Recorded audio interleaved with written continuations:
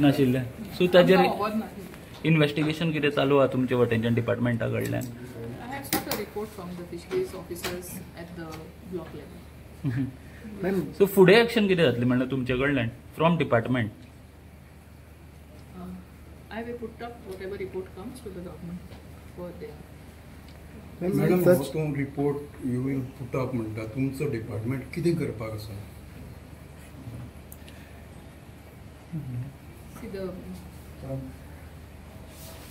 we will write to the GCZMA if they have given the permission and tell them that this particular area at Karazale is for fishermen because they are doing rampon fishing there, traditional fishermen.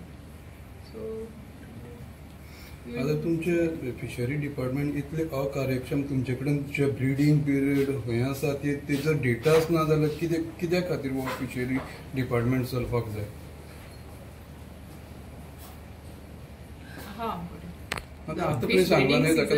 breeding area notified, it is not notified by the department, but it will be notified under the GCZMA, the fish breeding sites.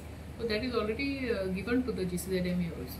The fish breeding sites. When such events happen, they doesn't take a permission of fishery department.